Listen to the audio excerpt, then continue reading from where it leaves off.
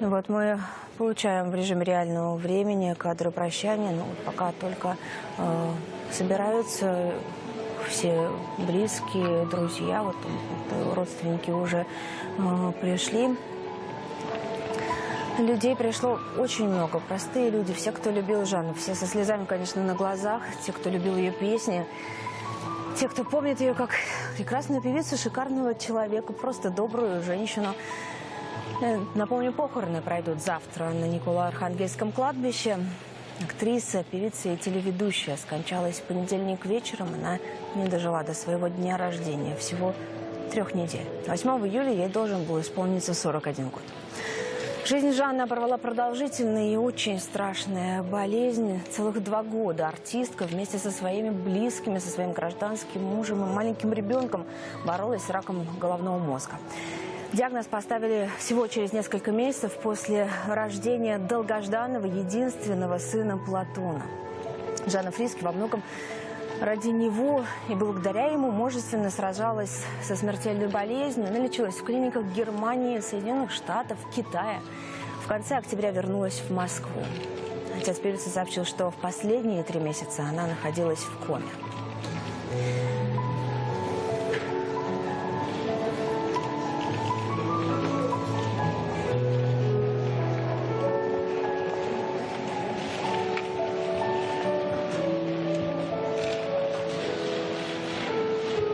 С временем и местом прощания родные Жанны довольно долго не могли определиться. Нужно было найти такое, чтобы могло вместить всех желающих с ней проститься. А это десятки тысяч россиян. И вот в 14:00 здесь, в Крокус-Сити-холле, начнется церемония прощания. Она будет открытой, так что каждый желающий сможет подойти к гробу и лично сказать Жанне свое последнее спасибо. Мы соболезнуем семье и благодарны, что она оставила такой большой след в эстраде и заслуживает звания, что она народная артистка России. Полгода назад у Жанны Фриске в мозгу обнаружили опухоль. Она мужественно боролась, прошла несколько стадий тяжелейшей терапии.